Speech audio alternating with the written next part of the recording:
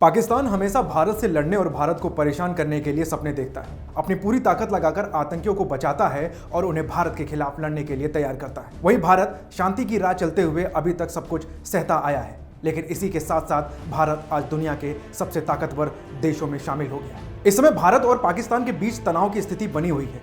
पाकिस्तान का पूरा ध्यान भारत से कैसे बचा जाए इस पर लगा हुआ है। वहीं भारत में लगातार पाकिस्तान के खिलाफ किसी बड़े कदम को उठाने के लिए बैठक की जा रही है, लेकिन पाकिस्तान से निपटने के साथ साथ भारत कीर्तिमान भी रच रहा है।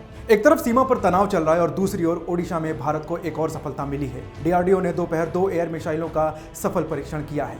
भारत ने मंगलवार को ओडिशा के तट पर स्थित एक परीक्षण केंद्र से स्वदेश में विकसित सतह से हवा में मार करने वाली 2 त्वरित प्रतिक्रिया मिसाइलों का सफलतापूर्वक परीक्षण किया। 5, 4, 3, 2, 1, now.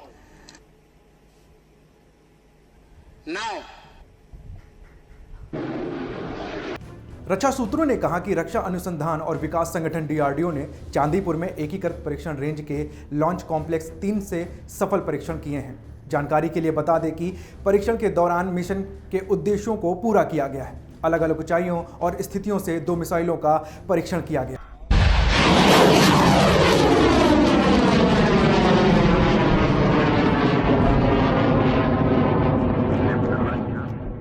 जिस दिन यह सफल परीक्षण किया गया, उसी दिन भारतीय वायुसेना ने पाकिस्तान के उस इलाके में एयर स्ट्राइक करके आई थी जहां आतंकवादियों के ट्रेनिंग अड्डे थे। पाकिस्तान में उस दिन भारत के इस एयर स्ट्राइक से हड़कंप मचा हुआ था। वहीं दूसरी तरफ वायुसेना को और मजबूत करने के लिए ऐसी मिसाइल का सफल परीक्षण किया गया जो जमीन से हवा में और जमीन से जमीन पर वार करने में सक्षम है। इस मिसाइल के सफल परीक्षण के बाद भारतीय सेना जमीन से ही किसी भी संदिग्ध aircraft, helicopter, antiship missile, UAV, ballistic missile, cruise missile और कॉम्बैट जेट को हवा में ही नेस्तनाबूद कर सकती है। वहीं पाकिस्तान भारत के साथ लड़ाई में उलझा हुआ है। भारत में आतंकी हमला करने के लिए पाकिस्तान अपने सेना की मदद लेता है और भारत में लगातार आतंकी हमले की कोशिश करता है।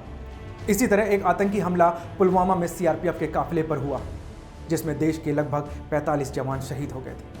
इसी के बाद से पाकिस्तान से बदला लेने की मांग की जा रही थी। हालांकि कुछ दिन बाद ही भारतीय वायुसेना ने पाकिस्तान में एयर स्ट्राइक कर दी, जिसके बाद पाकिस्तान बौखला गया और फिर बुधवार की सुबह पाकिस्तान की तरफ से नापाक हरकत की गई, जिसका भारत ने मुंहतोड़ जवाब दिया, जिसमें देश का एक फाइटर जेट क्रैश हो गया, लेकिन पायलट पाकिस्तान में जा गिरा। इसके बाद उसे पाकिस्तान की सेना ने गिरफ्तार कर लिया। हालांकि अब पाकिस्तान ने भारतीय पायलट को रिहा करने का ऐलान किया है, लेकिन भारत के कड़े रुख में कोई कमी देखने को नहीं मिल रही है।